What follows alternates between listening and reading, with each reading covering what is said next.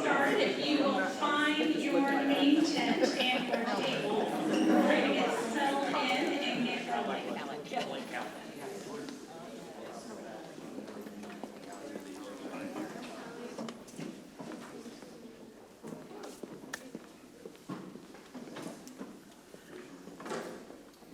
Thank you guys for being here. We want to make sure that we say welcome and that we appreciate your time.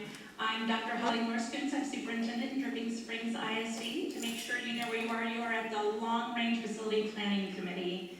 There are about 70 people on this committee who will be joining us and being a part of this work group. And we are so grateful that you said yes. So excited to those of you who volunteered. And looking forward to great conversation. You guys have a really big charge. You have a lot of work ahead of you, and we think that the best way to do this work is to do it through a community process and to really hear your voices in this process so that we can make the best decisions for our district as a whole. So I want to say thank you for being here. Thank you for the time that you're going to be committing to this committee, but also for your thoughts and for sharing those thoughts both with our committee and with your community. I think it's important that we're talking about this process so that our community knows we're a growing district and that we're all engaged in this process together and really working for the same cause, which is finding the best way to grow responsibly. So thank you all for being here. I want to introduce Olivia Barnard, who's our board secretary, and she's going to go over some items with you as well. Hi guys, thank you so much. And just to echo what Holly said, thank you all for contributing your time to this process. I see so many faces that are so involved with everything that the district does. Thank you. I know it's, sorry, that sounds very loud. It's a little bit of a sacrifice. But in this effort, the conclusions and the recommendations ultimately that this committee makes are a representation of the future of Dripping Springs, and that's very exciting. Everything that we have here today is because community members like you guys have stepped up to do that work. On the screens here, we just bullet pointed some of the concepts considering the needs of all district students, representing the priorities, expectations, and values of the entire community. The purpose for this being a community-driven process is because we want to hear from the community members. So we really encourage you, even though you're not representing the district, talk to your neighbors, talk to folks in your communities, talk to other families with students in the district, and have those conversations about what the community looks like, because we really do want to have feedback from everybody. Use the facts and the data to make informed decisions.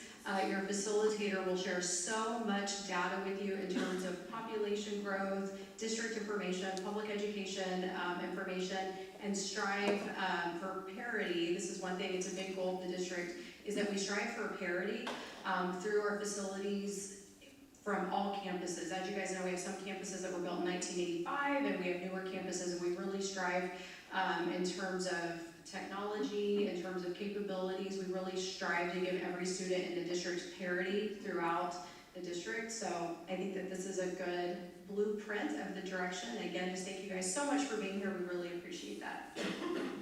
And I next want to introduce our facilitator. So as a growing school district, we wanted to make sure that we have really high quality facilitation and someone who was coming in and helping us to do this work. And so we were able to ask Lizzie to join us. She has done this in a number of fast growth districts and really has a lot of experience across the state of Texas in helping districts really talk about their long range plans and put those plans together. And so I'll let her share a little bit about her background, but I wanted to introduce Dr. Lindsay Johnson. Thank you so much. Okay, it's going to be weird for me using this mic because I'm a teacher at heart and I don't use microphones because I usually don't need them. But I know we're recording, so I've got to follow the rules. I'm Lizzie Johnson. It's great to be here tonight. Thank you for being here. I know many of you have lives outside of this room and people that you probably are worried about, whatever they're doing. I have an 18-year-old at home, and I'm like, okay, what's she doing tonight? And so I totally get it. I have been in public ed for over 27 years, since 1996, and started my career as a classroom teacher, middle school. Any middle school people here in the room? I love middle school kids. They are very weird, but they're fun, and you can have fun with them, and they're growing, you know, and it's nice to get to know them as they progress in their lives. Moved to the high school, did some coaching and teaching of government and all kinds of history. And then I went to campus admin back at the middle school, and then administration at the administrative building. Sat in a lot of different seats, director, executive director, assistant soup. I never wanted Holly's job because I didn't want 7 bosses, and so that was not my goal, was not to be superintendent. At the end of my career, I worked at a service center, a regional service center, and I was the state liaison to about 130 superintendents in state in the Dallas area. So it's been a great career, and about 7 years ago we started this company, and this is what we do. It's one of our big projects that we go around the state helping school districts with initiatives, projects, but really a lot with facilities. So it has been a crazy time in Texas. You live in an area that you thought when you moved here maybe that it was going to be nice and quiet, and everybody was just no traffic, and boy, you've outgrown that really fast. First time I came here, I asked Holly and Elaine, I was like, this traffic here is really crazy. I said, you have to leave way before it's time to get to your destination, and they were like, yes, Lizzie, you'll learn that really quick. But you know, my goal is to be your advocate. I am a facilitator for you, for the committee. The district hired me to make sure the process was run correctly, and that it was open, and that everybody in this room has a say. Now, I'm going to be real honest with you, and I say this to every committee that I work with. There's a couple of things that you'll hear me say over and over again. The first is that we're in this room about students, and so we are going to make decisions about students in this room. Of course, eventually that will impact teachers and parents and community members, but overall we have to keep students at our #1 priority. Secondly, not everybody in this room is going to get everything they want, but everybody's going to get something they want, okay? It is not a reality to think that we're going to come to 100% consensus as we build out this plan. And so I just want to say that from the very beginning, because I don't want there to be any misconception that we are all going to agree on everything. Many of you probably work in silos. You don't work in groups in your jobs or in your daily lives. And this is a bit different, that you'll have to come in here and work together. We obviously have some friends who've not made it in tonight, and so there may be a point where we combine some of these tables, so there's more of you to converse with and talk with tonight, and then we'll see how that works next time. Yes, that's my email address up there, and you have all of this in your binder. You have every slide that we will go over tonight in case you like to take notes or write questions down there in the binder. And that is my cell phone number. I give every committee that I work with my cell phone number, and I do that because along this journey that we are all going to take together, I would like for you to call me or email me if you have questions. This way, I can make sure that I get you the best and greatest answer, and then I can send it to everybody in this room. We don't want to be in a silo, like I said earlier. So my hope is that when you have concerns or questions in between meetings, that you will contact me, and then I can get those answers for you. There's a lot of smart people in this room that work in Dripping Springs ISD, and so if you contacted 5 of them with the same question, you'd probably get a little different flavor of an answer, and that's just normal. But if you contact me, then I'm able to get the best answer with the most data for you and send it to everyone, so everybody stays on the same page. And like I said, I'm available to you. That's my job, and that's why I'm here and going to be working with your committee through this process. So tonight, you've already heard your charge. We're going to go through some norms and some process review. I was a teacher, so I have norms when I work even with adults. It keeps our meeting going. You'll notice you have a very timed agenda. We started a little after 6, but we will end at 8, and you can mark that down. We will never stay here past 8 o'clock or whatever room we're in as a group. I don't think that's fair to you, given your time, that we would ask you to stay later. Now, if you want to go out in the parking lot and have a separate meeting, go for it. I will not be facilitating that meeting, okay? But at 8 o'clock, we will be finished. We're going to look tonight at your prior group that worked and the rubric that they came up with when they did their work on facilities, and then we're going to talk about your prior bond projects and even current projects that are coming online or are being worked on at the time. and then we will close out the meeting. So, like I said, you have some new friends tonight, and maybe some of you know each other. But as you sit at your table, I would like for you to introduce yourself to your table mates. The reason I want you to do this is because you're stuck with them. This is the group that you're going to be with through the whole time in this process. Unless we combine some tables because of absences, but get to know these people. The reason I do that is because I want you to feel comfortable with them. And if you move around all the time, you got to get to know the next person and know somebody else. And this way, I know you're comfortable, you're honest, you're open with each other. Now, you'll notice at your table that you have a district representative. So if our table facilitators will just raise their hand and make themselves known, this is your support system, okay? They are there to help guide you and help support you. They are not an expert on everything. Now, these are some smart people, but I don't want to put them under the microscope. But they're at the table to help support you in your decision making and in your information gathering.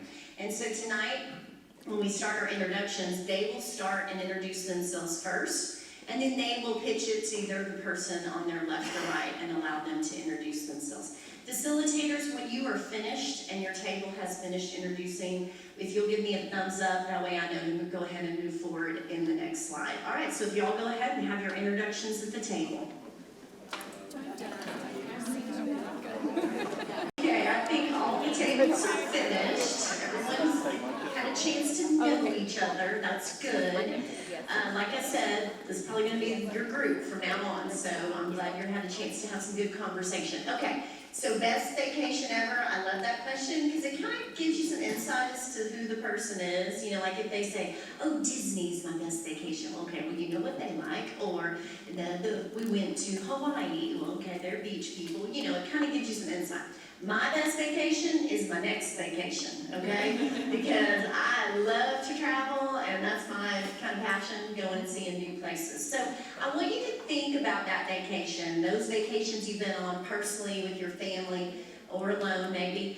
You know, you meet people when you're on vacation, people you never know, and they probably aren't from where you are from. If you met someone on vacation and you were talking about this area, this community, at your table, I want you to talk a little bit about what you would tell them about this school district and what makes it great and what makes it unique. And facilitators, I'd like you just to jot a few words down, and I'm going to ask the facilitators just to share a sentence or two of what was said at your table. So take about 3 minutes to do this. We're not going to take long, so everybody may not be able to share, but have just a little conversation about this. The table facilitators, and like I said, just share a couple of things so we can make sure everybody's table gets a chance to share. So Angela, start. So a couple of things we said were academic excellence, range of programming and services at every single campus, and the one that gave me chills was our staff and teachers, and that they truly are life changers. That's awesome. Thank you so much.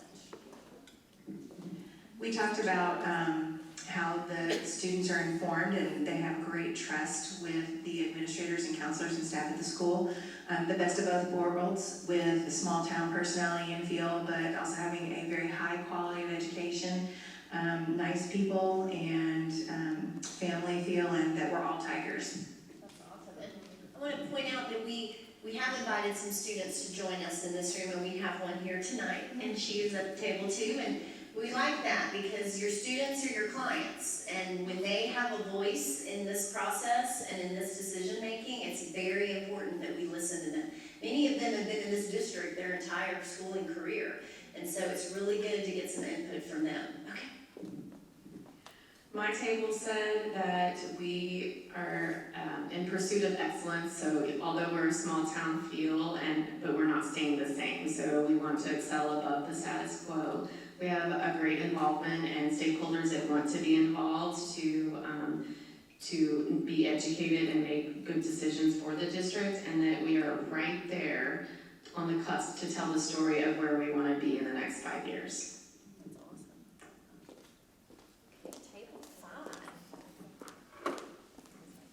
We talked about the absolute genuine love and interest in every single one of our kids, and that they experience that with every staff member that they encounter, and that is fantastic. Also talked about the diverse opportunities, and that there are personalized learning for all of our kids, from special education to emotional needs to accelerating advanced students. No matter where our kiddos are, there's opportunity for them. So it's pretty much the same, we're echoing by now, sense of community, small town feel, reputation, and all the programs, the special programs that kids get here. Great,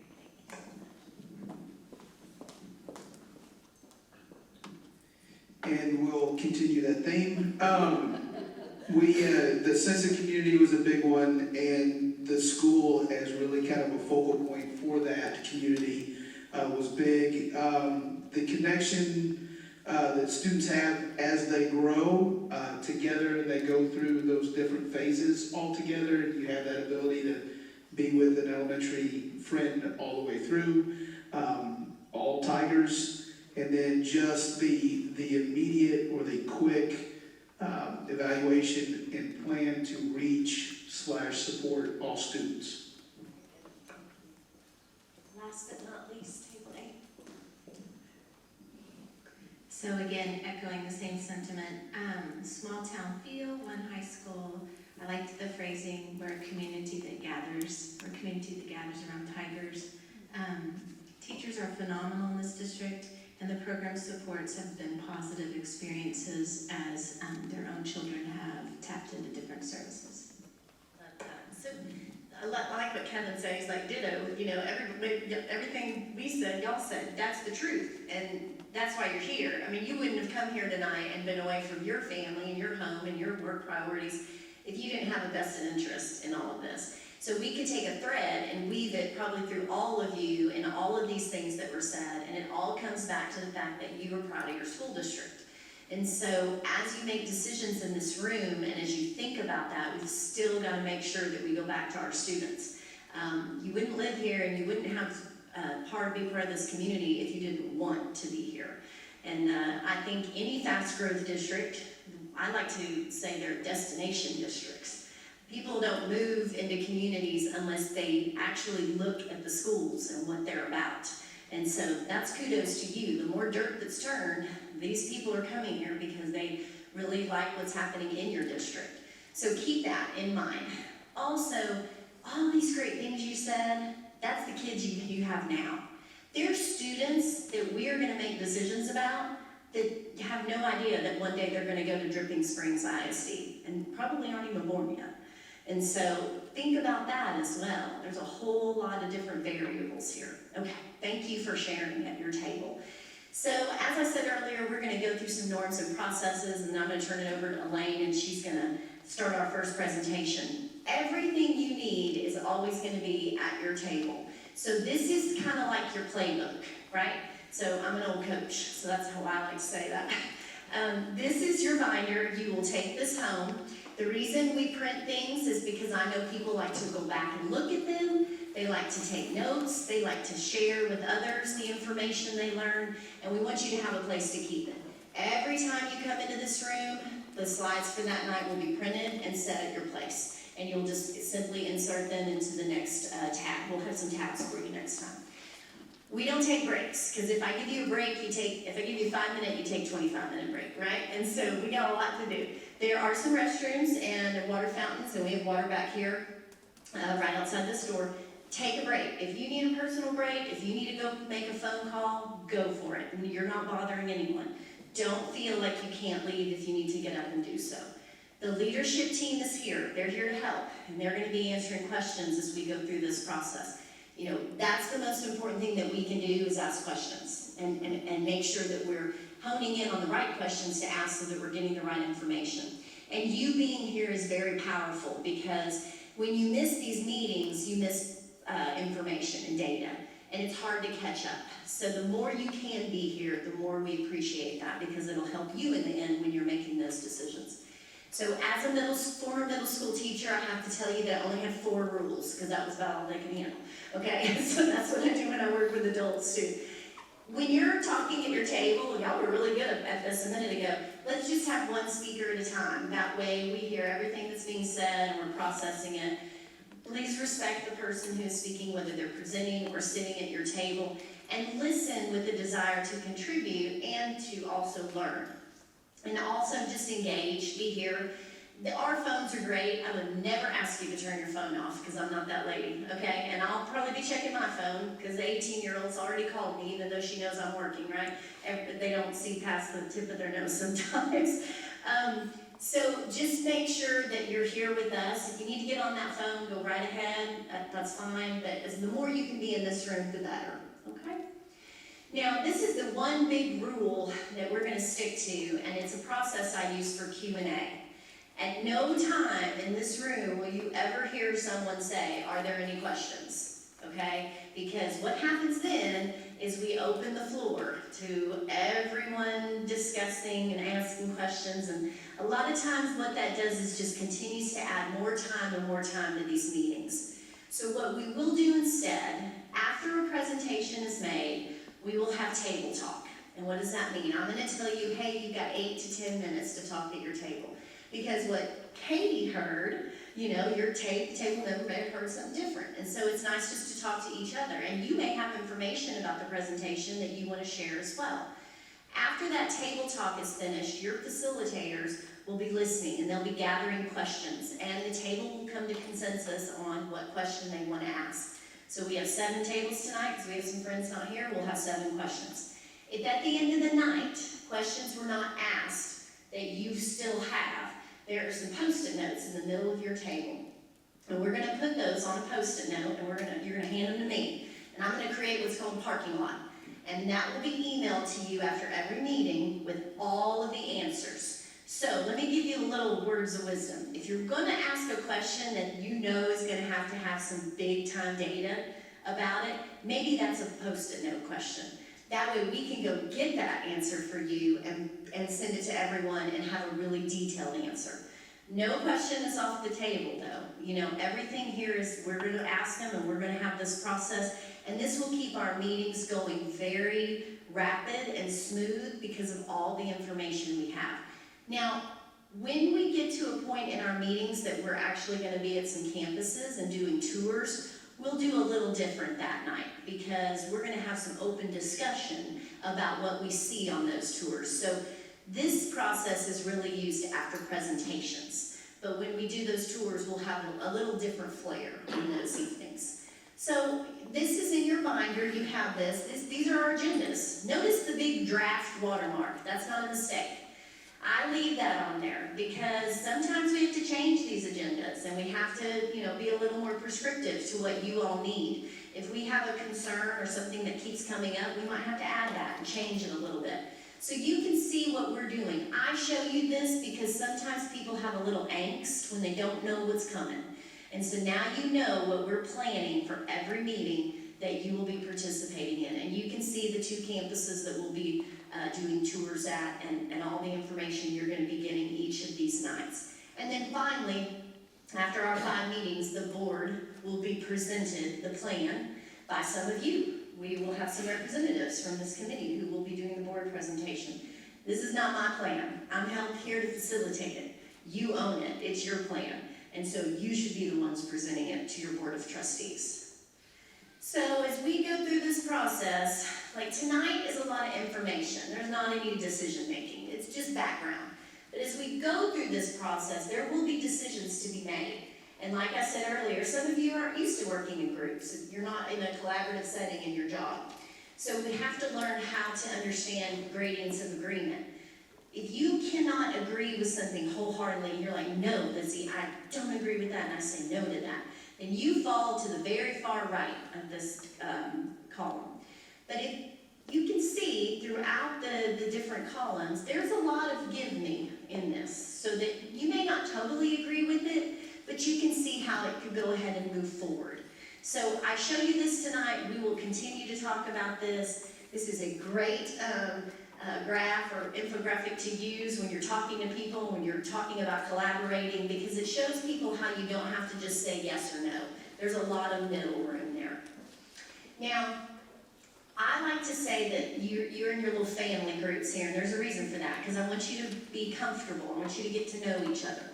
So when you walked in the room tonight, we're going to have some topics every time you walk in, new topics. And when people hear a new topic, they pick a side. They pick the side of the topic they want to land on.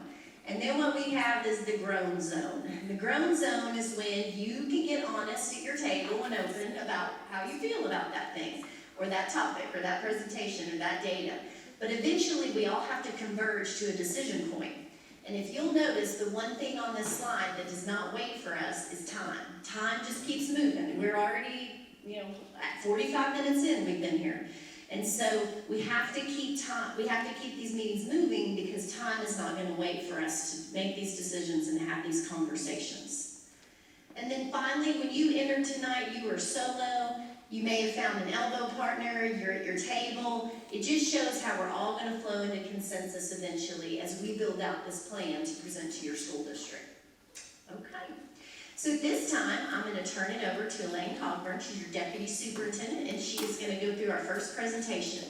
Now remember, you've got a binder. There's a reason I want you to use that. I want you to take notes. I want you to write your questions down while she's presenting, but let's not interrupt her. Let's let her get through the whole thing, and then we'll do our table talk process.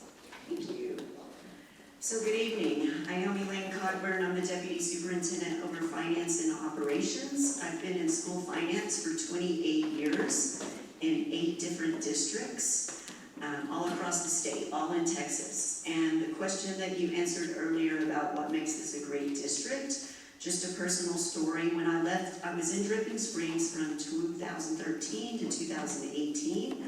I left to go to the Metroplex, then I came back to the Austin area, and then I was presented with an opportunity to come back to Dripping Springs.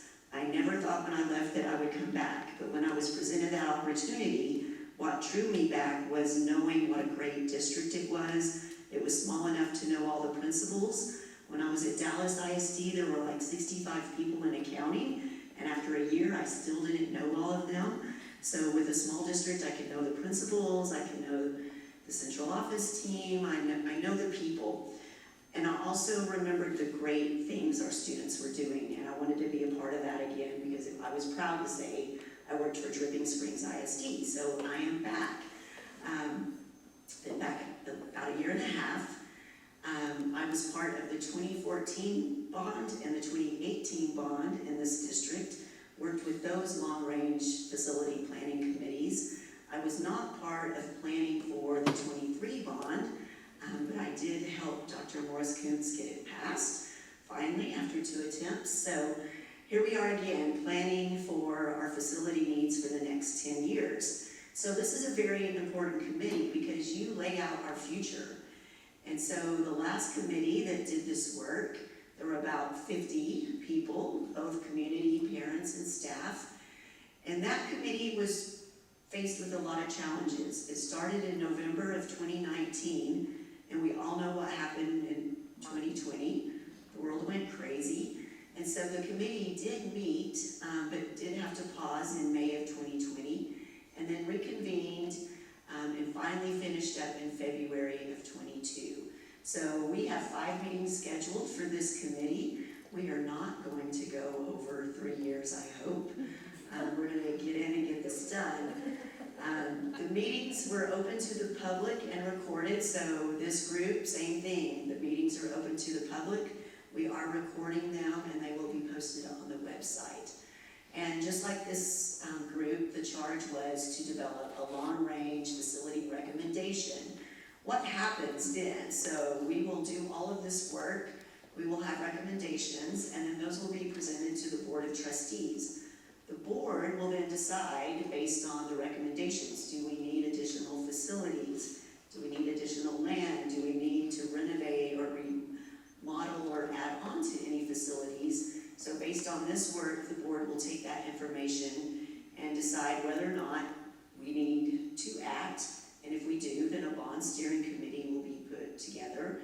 And then that committee will determine the size of the bond, the timing of the bond, what goes into that.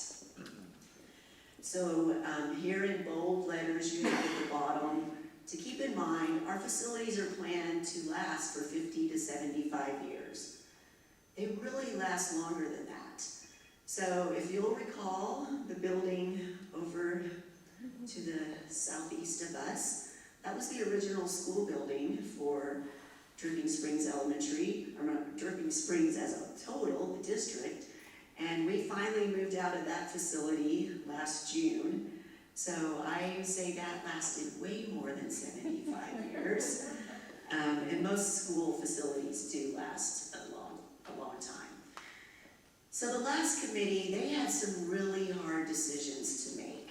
I don't foresee as difficult of decisions with this group, but the real large decision that committee faced was what to do with high school.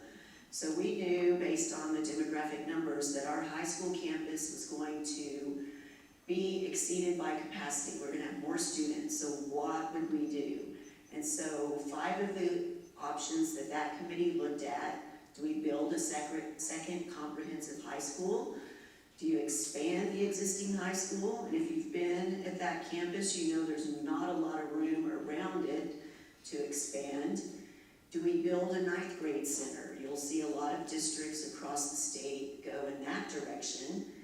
Or do we build separate campuses? I was part of Plano ISD for a little while, and they used the model where they had 9, 10 campuses and 11, 12 campuses. Or do we implement a school choice or a choice campus concept?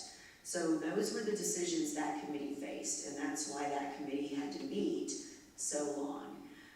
Another discussion was middle school. So we had 2 middle schools. We still have 2 middle schools, but knowing that the capacity is going to be exceeded, what do we do with that? And specifically looking at Sycamore Middle School, it was originally designed to be added on. And so when the last long-range facility planning committee met, it was time to add on. And we are currently doing that. And then reviewing just overall growth numbers for future elementary school needs. And so when we bring you the demographic report in January that is updated, we'll be looking at all of our campus growth and our numbers, and what our facility needs will be based on that. And then another consideration of the last group was our land. How much land does the district own? Do we need to buy more in order to facilitate additional campuses? So, as I said, those major discussions involved looking at student capacity options for middle school and high school, and then really looking at what is the total cost of operating a campus, because obviously the more campuses you have, the more administrative staff, the more teachers. So is it better to have fewer campuses and larger sizes? So that was a consideration that committee looked at. And ultimately, the prior long-range facility planning committee confirmed the decisions that had been made previously. Elementaries are best with an 850 student population, middle schools with 1,200, and high schools at 2,500. So they ultimately made recommendations to the board, and what you have in maroon, or it looks like red, but it really is maroon, are items that made it into the 23 bond and that are currently happening. So the board did just take the recommendations of the long-range facility planning committee and decided to build a second comprehensive high school with a 2,500 student capacity. That is being designed currently and is slated to go at our Darden Hill property. A recommendation was to build future middle schools at 1,200, and behind that is expanding Sycamore Middle School to 1,200. So that is currently a project that is ongoing. It is in design, and that construction is going to start in early 24. There was a recommendation to modify Tiger Stadium to support a second high school. That did not go anywhere. That did not make it into a bond, and so that might be something this committee wants to look at. Another recommendation was to build Elementary 6. That too is ongoing. It is under design and is slated to be built at the Headwaters property. And then finally, purchase land. So when we go through the 2018 bond numbers and the 2023 you will see that we have money left from 2018 that is slated to purchase land, and we have money in the 2023 bond for land. And so we will need to look at, is that sufficient, or do we need to expand our land budget? So again, to recap, the last group decided that campus capacities are 2,500 for high school, 1,200 for middle school, and 850 for elementary. Okay, so let's take about 10 minutes. We're gonna talk at our tables. We're gonna rotate around and help anyone that needs support.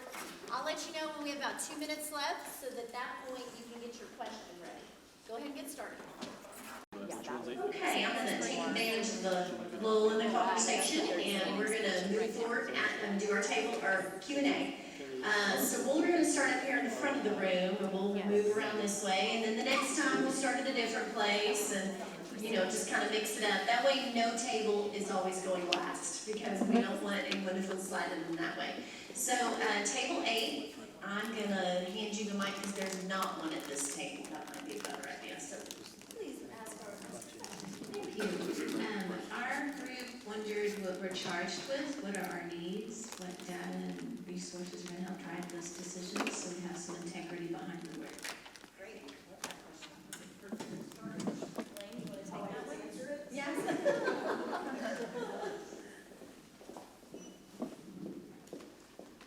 Okay, so your charge is to figure out what our needs are when it comes to facilities for the next 10 years.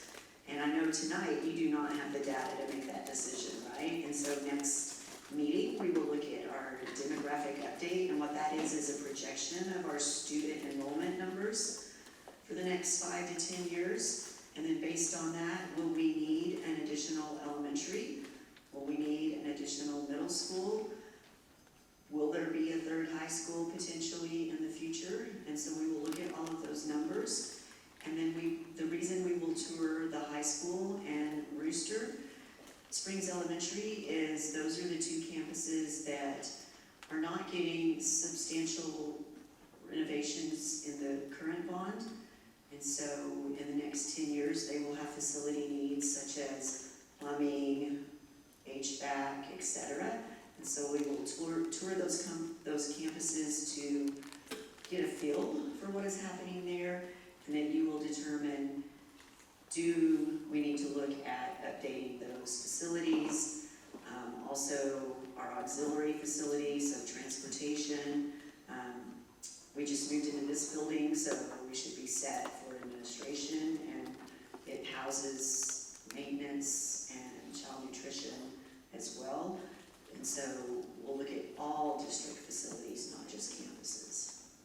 Does that answer your question? And we will bring you much more data for that. We're also having an outside facility assessment done on those two campuses so that they can bring us data. This HVAC system is 20 years old and its life is 22, and so you won't be making those decisions blindly. Perfect. I want you to think about this setting and what we're doing is like a leveling system. So every night that you're here and with your groups, you're going to learn more and more and more information, which in the end will funnel into helping you make those decisions. So we're not going to give it all to you at once, and there's a reason for that, because it can be quite overwhelming when you start thinking about these big projects. And so we want to make sure we're just giving you the right amount of information each time, so that when you get to that point, you can make those decisions. Okay? Okay. Our biggest question was, the high school is under design, that passed in the last bond. Do we decide when construction begins? I think we have an idea, but I'm going blank. So, yeah, we have to kind of work, I'm Clint Pruitt, I'm the Director of Facilities and Construction.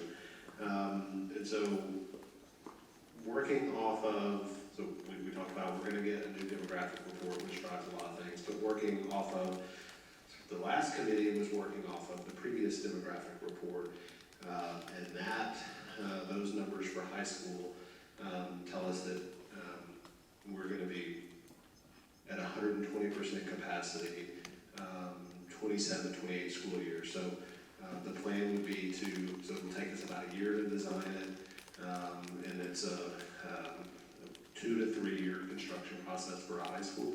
So the earliest that we could design and open that school would be for the fall of 2027, 2028. But again, the demographics will drive whether or not we need it in that year, or could it potentially go back to, the following year. Okay, table 7. I think we were pretty similar. I think our question was, looking back at the last bond, is the path already set, since part of, was in that bond was passed, and then there were some things that were in there that didn't pass, or are we, just trying to continue that on, or are we redesigning part of it as well? To clarify, do we redesign part of the 23 bond, or? Correct. I think it's more like, the high school passed, we're planning the high school, but then the future middle school and then Tiger Stadium did not. Are we going through another plan, or are we just trying to continue with that path that we were on with the last one? So again, the demographic survey will drive that, and so this committee will look at when will middle school 3 be necessary. So in the 23 bond, there is money to start design on that middle school, but there is no money in the 23 bond to build or construct a middle school or high school number 2. So remember, the 23 bond is only designed for high school 2. And so we will be looking at when does high school number 2 need to open to accommodate the student numbers.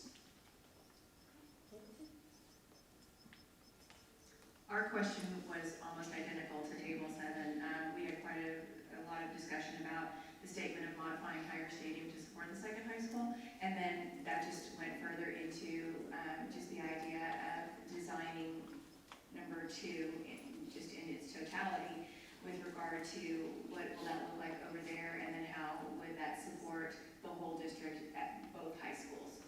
Right, and so this committee does have the ability to revisit the stadium discussion. The high school number 2 planning will be a community committee. Say that fast 3 times.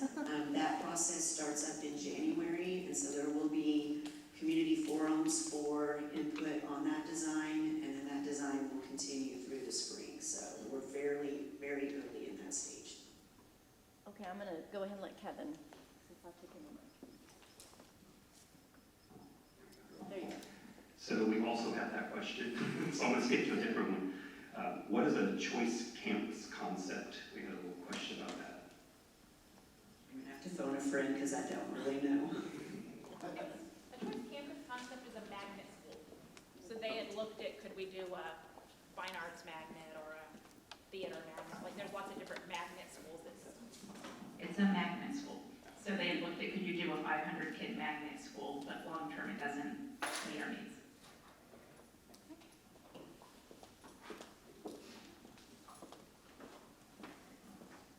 Okay, our question is, what is our current land inventory, and a lot of curiosity about acquiring land for the future facilities the district may need since the price of land is going up. So we have land at Headwaters that is large enough to hold elementary number 6 and potentially middle school 3. We have land at Darden Hill where high school number 2 is set to be built. It can also accommodate a middle school. And then we have land at Mount Gainer that can accommodate an elementary. We just hired a real estate broker to help us procure additional sites. Okay, and our final table in the back. This may be a parking lot question, we're great if it is. What were the capacities that were decided on? What were those based on? Is there research? What was the dialogue? Why the capacities? When that committee was up. Well, I wasn't part of those discussions, but those were the campus sizes that we had determined when I was here earlier. And it was really about campus management. So at the elementary, you want an elementary campus with 1,000, 1,200 students. You can ask any of our principals who say that is not ideal financially, yeah, it's cheaper because I can have one principal and 2 assistants rather than 2 principals. But it's really about the educational program, the discipline, just the management of that campus. And so you take those conversations to the middle school and then to the high school as well. So of course your larger high school, if you had a high school with 4,000 kids, how many kids get to participate in programs? Because now you have just a few. And so all of those conversations took place to come to the decisions that were developed. I'll add 2 other pieces to that. One is total build out for our district. So when they were looking at middle school and high school sizes, they were looking at what's our total enrollment going to be long term, so that you don't end up deciding we're gonna do, 5,000 kids at high school, and then you have 5,000 at one and suddenly 3,000 at another, and you end up with all these weird numbers. So they were trying to long-range plan for our community based on our demographic growth. And then they did look at total cost of ownership. What's the cost efficiencies that you get? They looked at academic accountability to kind of see, are there degradations for student achievement? So they were looking at a lot of different factors and trying to understand, when you do schools at these sizes, what are the impacts that that has? And part of that was both financial and academic. Were feeder patterns part of that as well? Great, thank you. All right, so we're gonna move on now and talk about our 2018 bond and some projects.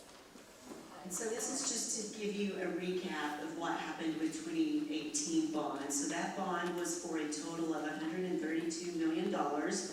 And I'm not gonna go project by project, but 55% of those dollars were spent on new campuses. And that is where we funded the construction of Cypress Springs Elementary and the new Walnut Springs. So if you don't know, this used to be the Walnut Springs campus, and we moved it to the Dripping Springs Middle School site to duplicate the shared campus. We have a lot of accelerated learning, and so it's more efficient for kids in elementary to be able to walk to the middle school side rather than us busing them across the district to get that accelerated learning. And so we duplicated that shared campus model by moving Walnut over to Dripping Springs Middle School.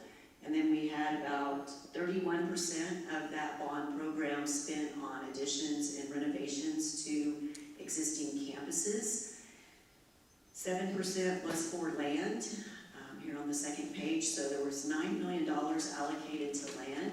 Only 4.7 of that has been spent, and so we do have money remaining from the 2018 bond for land, and then we had contingency money. You will always see technology in our bond program simply because that is an ongoing need, and it's very expensive to be able to pull that out of operation funds, and so there was money allocated in 2018. Now what you need to understand about bond funds, before we flip through the pictures, I'll give it back, we'll go back through the pictures, but when we sell bond funds, we then invest them, and we earn interest on those. And so when I'm managing a bond portfolio, I love when interest rates go up because that's basically free money to the district. I don't like it when interest rates go up when I'm going to sell bonds because that costs me more. But what I want to point out here is we earned almost $6 million in interest on those bond funds. Well, then what do we do with those dollars? So those supplement the original bond dollars that we sell, and we use those to fund our project manager. So we have a dedicated employee that manages all of these projects, and so we use those interest earnings to fund that management of the projects.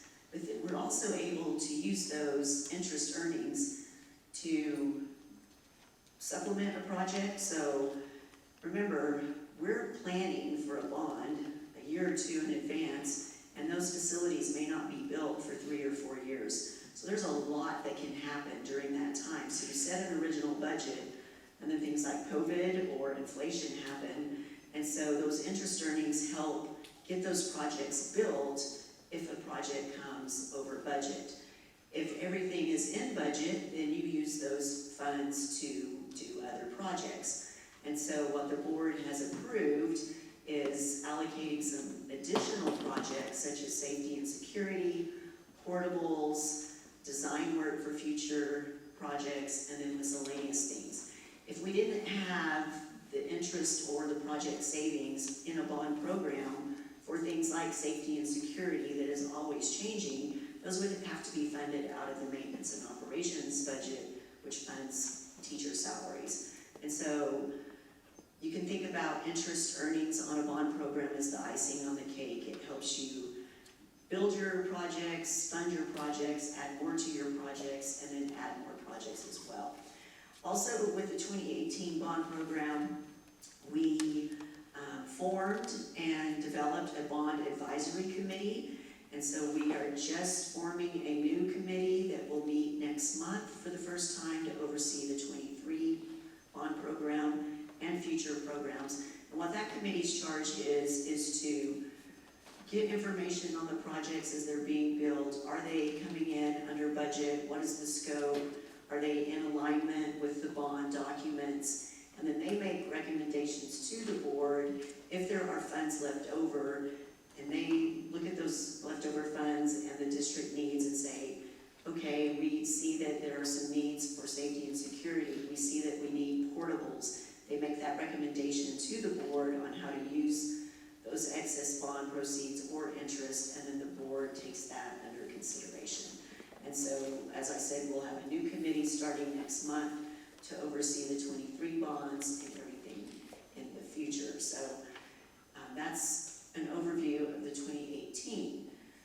The 2023 bond program was approved by voters in May of 23 for $223,700,000, and we just issued $100 million of those bonds. So we went to the marketplace and sold $100 million, and so we'll be getting that cash early next week. These are the projects that are in that bond program. So again, you see construction of an elementary school, elementary 6. And then the breakdown of this bond program, 39% is new schools, 44% is additions and renovations, 7% land, 7% safety and security, and about 3% for equipment and auxiliary. And so you can see a lot of renovation projects on the bottom of this page. DSE and DSMS are getting big makeovers, facelifts, replacement, HVAC, plumbing, foundation repairs, windows, fire lanes, all those things. And then you can see we have another $15 million in this bond program allocated towards land. So I said I had land in the 18 bond, and I have land in the 23 bond. We will look to see is that sufficient for our land procurement in the next 10 years going forward. And then you've got some additional renovations to area campuses. I failed to mention the status, so you can see the first 3 are in design. High school number 2 is design in progress. The DSE and DSMS renovations, those are in design and will start this summer. And then what's not started is anything happening at Brewster Springs, which is really just a reconfiguration of the Center for Learning and Innovation, which is also known as the library. And then we've got maintenance projects across the district. We've got some safety renovations at every campus to beef up our entrances, and some of that is under design if it's at campuses that other work is happening, and then the campuses that have not started will be started in the future. And then when I say equipment, auxiliary, we do have replacement school buses in this package, more portables for growth, some kitchen equipment, and again, technology. So that's an overview of what's in the 2023 bond. You do have this in your handouts, so you can refer to that. So Lizzie, we're going to table talk again. So let's take some time, do some more table talk, come up with a question. And you do have the images in your slides. Oh, I forgot that. We can go back without those too. But, yeah. So what you see here is an aerial of Cypress Springs that was built at Darden Hill. So that was a brand new campus out of the 2018 bond. Clint, what year did it open? 21? 21-22. And then on the other side of the screen, Walnut Springs Elementary, the replacement campus, it also opened in 21, right? So to me, it's pretty amazing that during COVID and all of the craziness that we were able to pull off opening these two campuses, and they were at budget and on time. Then high school had what we call the J Wing, which is a career tech program, was added to the back of that campus.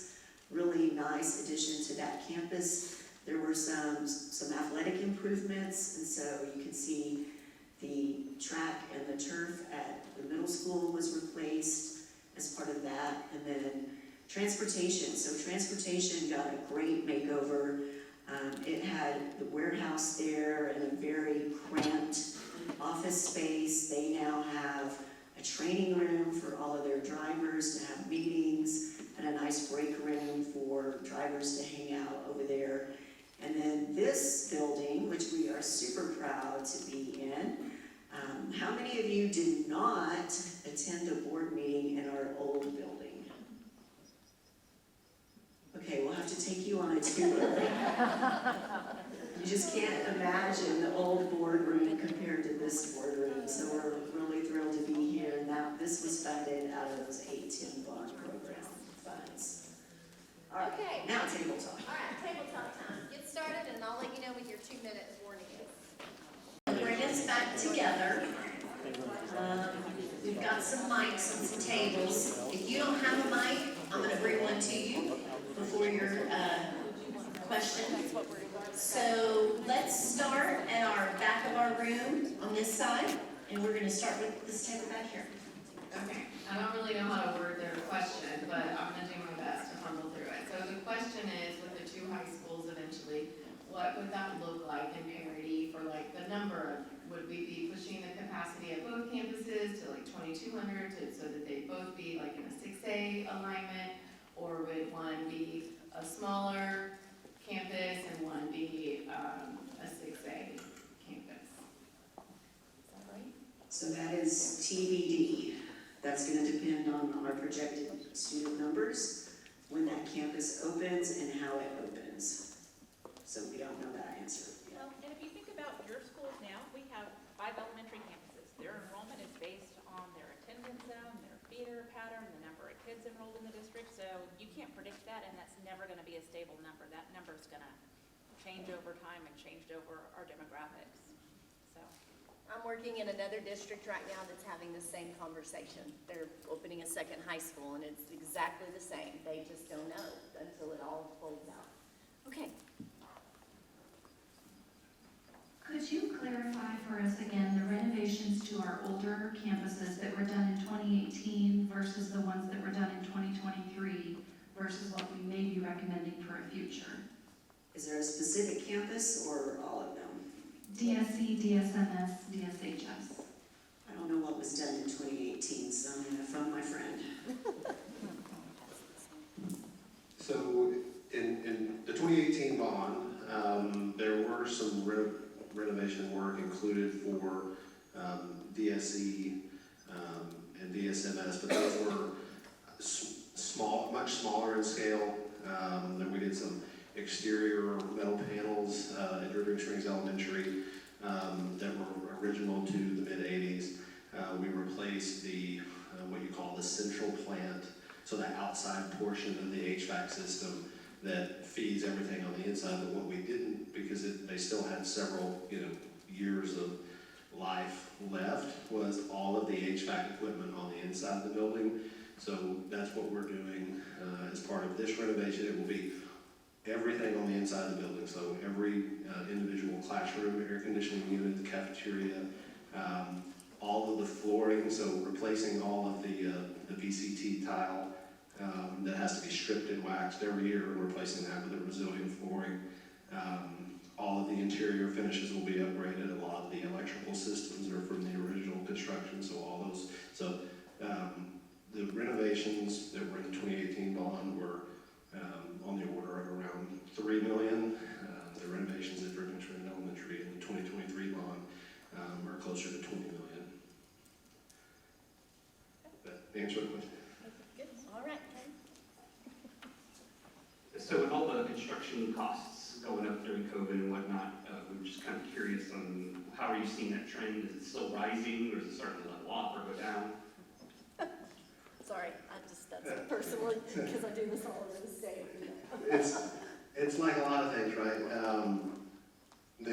They go up really fast, and we saw, the word that got overused a lot was unprecedented, right? The inflation in the construction market over the last couple of years has been unprecedented. I would say over the last 6 months, it's leveled off some in a lot of areas, but there are still certain trades, for instance, like electrical, that just continues to go up and up and up. So I wish that when there were corrections that things would go down, but often in the construction market, the best we see is it actually will level off, but it doesn't actually correct itself by going down.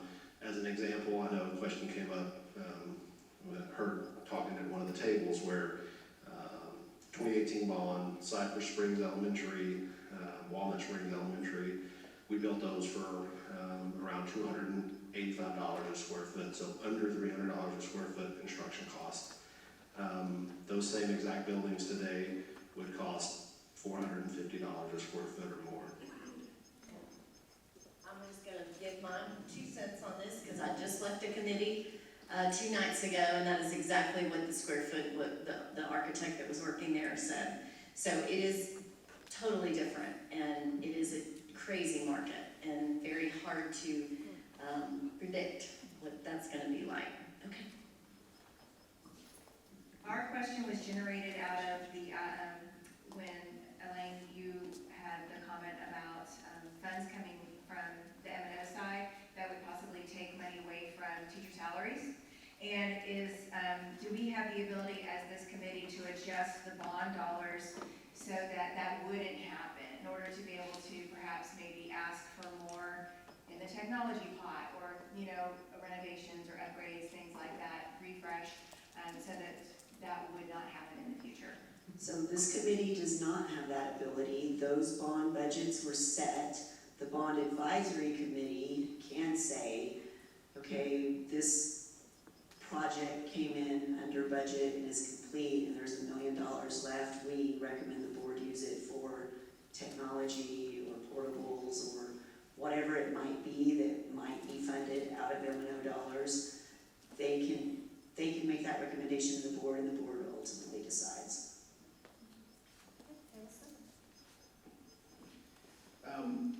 Our question was just kind of, what was the cost breakdown for the design of the new high school, middle school, elementary school? Because it's not all equal.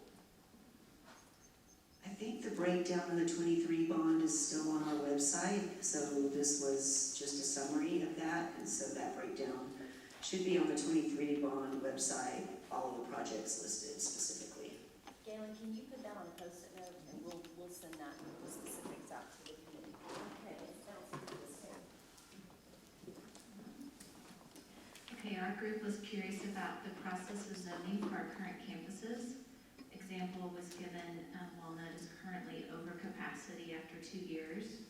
Grade levels are in the middle school campus. And then kind of follow up or extension of that question, what lessons were learned from our 2 new campuses so that we could navigate that differently and prevent that from happening for future campuses? So are you saying prevent growth at those campuses or exceeding capacity? Exceeding capacity so quickly. So I'll just remind everybody, Walnut was not built to accommodate growth. It was a replacement of this campus. And growth on this side of the district happened faster than on the east side, and so that's why Walnut is growing like it is. So to prevent, we don't want to bring a campus on before it hits 120% capacity, because that's not the most efficient use of dollars. So with a fast growth district, your existing campuses are typically always going to see portables or growth before another campus opens. Because I don't want to open a new campus with 200 kids. That's not efficient. And so to prevent that from happening, That's a really fine balancing act of opening a campus right when this one's at 900 and this one's gonna open with 700 or 800. Because remember, no matter the size of the campus, they all need cafeteria staff, janitorial, they all need electricity, heat, air, all those things. No matter how many kids are in it, the building's gotta run. So it doesn't make sense to have a small amount of students, and that's not fiscally responsible, and your district wouldn't do that. And we don't wanna switch attendance zones every year because that affects kids, right? And so if we know another elementary is coming online, we're not gonna rezone a year before that happens because a family could be going to multiple schools every year. Okay, take it on. Our question was, what is the district bond capacity now, and how is that different from last year, or how has it changed over time? That I can't answer because bond capacity is based on interest rates, the amount of bonds that are going to be issued, and the life of those bonds. So we know we have capacity and interest rates. We know we have capacity to fund the $223 million that's authorized. We don't know what the next bond will be. So is it $50 million? I'm pretty sure I have capacity for that. Is it $500 million? I don't know because I don't know what interest rates, I don't know what our property value growth is going to be. And so when we get to bond planning, that's when we'll try to firm up those estimates. Okay, great. Elaine, thank you so much. Appreciate you. Great job with all that information. All right, so here we come. We're coming around third base, heading home. This is the end of our closing of our meeting. We've had a lot of good data given to you tonight. It's kind of took a historical walk through Dripping Springs ISD tonight as far as facilities goes. So you have all of that information. I always close out meetings with this kind of slide. Obviously, we've got these pictures everywhere in the room, and we have them up here, but this is why we're here, and I will not say it enough. We have to think about kids when we think about this. We have to think about portables and, overcrowding and those kind of things. We have to think about the best educational opportunity possible. We have to think about teacher engagement too, and as far as student engagement goes. And, the thing about being in this room is you're here and you're getting to make these decisions and have these conversations. There's a lot of people that aren't in this room, that are in your community. And sometimes when they aren't in here, they find a way to have a story about what you're doing in here. And that's every community, right? That's not just Dripping Springs. So in order to combat that, we have to make sure that we're asking other people what they think outside of this room. Because you are a representative of a big circle of people. You were asked to be on here, or you asked to be on here yourself, but you represent a circle. And so we want to make sure you're asking their opinions too, and what they think. That's why we want you to take your binder home and take that information with you. And when you go out and talk to them and ask people about these things, make sure you reiterate this, that we're in that room making decisions for students, and this is why we all came together. So I'd like to close out the meeting and say, what did you like about tonight? This is just open forum. Tell me what you liked about the meeting tonight.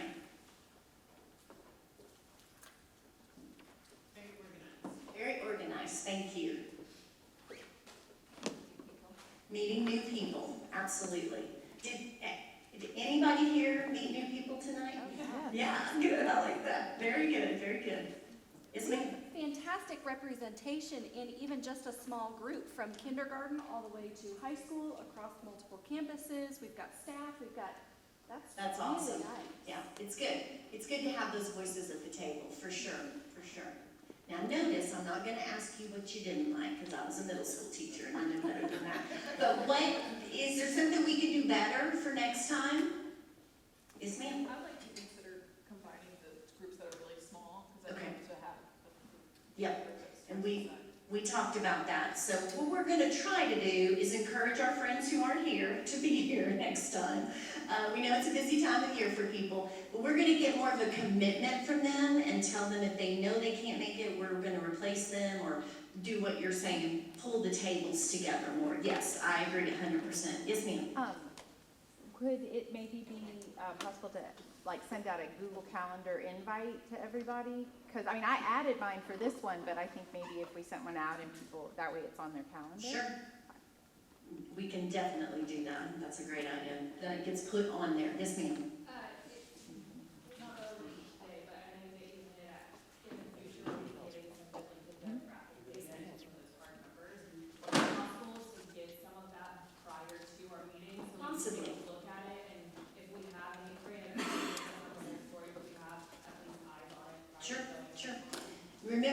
those kind of presentations are coming from a third party, so I will work with them to make sure they have a good deadline, and if we can get that to y'all, we definitely will. We'll just send it via email. Okay, that's awesome. I love that suggestion. Anything else? Yeah. Bruce, is that you in the picture right there? I was wondering. No. No? No. My evil twin. It's your twin. Yes, sir. I had a structural question. The problem with the way the tables are arranged is the presenters are frequently. And your back is the. Almost half the group with their back to their. Okay. So. We'll find a way to configure these tables a little bit better. Yes, sir, absolutely. Maybe a U shape or something like that, so everybody's facing this way. Okay.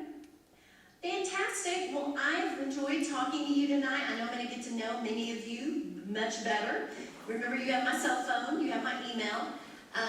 We are going to post these presentations on the district website now that you've seen them. And so if you do talk to people about it, you can always refer them to the district website, that the information is there that you had tonight. We will not see you again until Thursday, the end of January, the 25th, and it's going to be the same format. We'll come in, get started at 6 and get going. If you notice names of people that aren't here that you know, maybe encourage them to be here next time. We would love for you to also talk to them. But we appreciate you so much and your time. Thank you for being here. Please be sure you take your binders home and have a safe trip back. You leave your nameplates. Yes, ma'am. Thank you so much.